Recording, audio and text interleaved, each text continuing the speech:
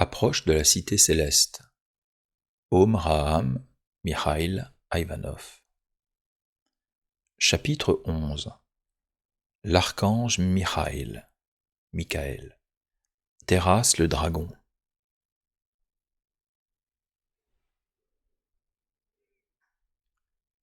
Ouvrez les guillemets. Et il y eut guerre dans le ciel. Michel et ses anges combattirent contre le dragon. Et le dragon et ses anges combattirent. Mais ils ne furent pas les plus forts, et leur place ne fut plus trouvée dans le ciel.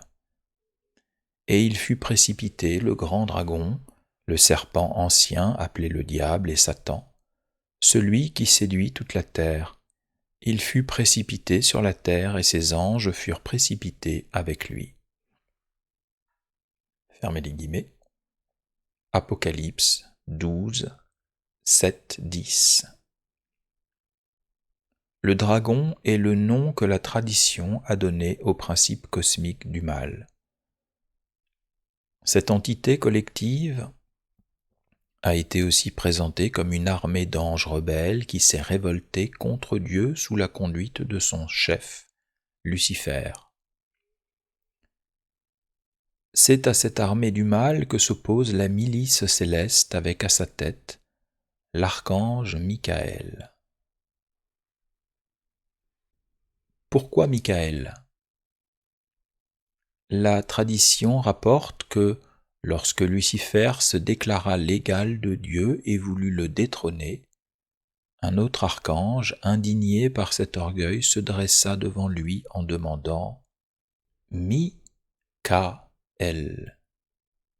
c'est-à-dire « qui est comme Dieu ?» Et c'est alors qu'il fut appelé Michael et placé à la tête des armées célestes. Dans l'arbre séphirotique, Michael est l'archange de la séphira Tiferet, la séphira du soleil, la lumière qui combat les ténèbres. Il y a toujours eu sur la terre des êtres audacieux qui ont poursuivi une lutte sans merci contre le dragon. Mais jusqu'à présent, nul n'a réussi à le vaincre, car cette lutte n'est pas l'affaire des humains. Ils n'ont ni la taille, ni l'envergure, ni la puissance, ni les méthodes pour le faire seuls. Seule une entité céleste, l'archange Michael, est capable de vaincre le dragon. Tous ceux qui se sont imaginés qu'ils étaient assez forts pour partir en guerre contre le mal ont été vaincus. Car le mal est une force cosmique extrêmement puissante. C'est une erreur de croire, comme l'ont fait certains, que les pouvoirs du mal sont aussi grands que ceux du bien et que le diable est une entité assez formidable pour tenir éternellement tête à Dieu. Mais pour les humains, c'est vrai, il est invincible. Vous direz, mais alors il n'y a rien à faire, nous ne pouvons rien faire. Si nous pouvons chaque jour nous engager dans l'armée du bien, dans l'armée des enfants de Dieu, et le jour où cette armée sera suffisamment nombreuse, les entités des ténèbres seront vaincues.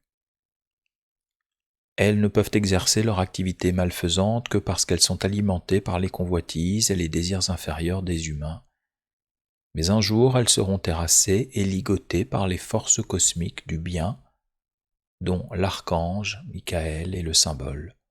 Oui, car l'archange Michael est une entité réelle et c'est lui qui sera à la tête de cet égrégore formé par tous les grands maîtres et les disciples de la fraternité blanche universelle. Et quand je dis disciples de la fraternité blanche universelle, j'entends tous ceux qui travaillent pour la lumière, à quelque religion ou mouvement spirituel qu'ils appartiennent. Le moment venu, l'archange Michael se lèvera pour terrasser le dragon à l'aide de son armée des anges de lumière. Il va réaliser ce que depuis des millénaires les humains ne cessent de demander au Créateur. C'est pourquoi nous devons nous lier à lui pour demander sa protection et la possibilité d'œuvrer avec lui afin de renforcer sa victoire. La lumière triomphera des ténèbres. C'est prédit et il en sera ainsi. Alors, pourquoi ne pas participer à cet événement en consacrant chaque jour ses énergies à la lumière, à la bonté, à la fraternité ?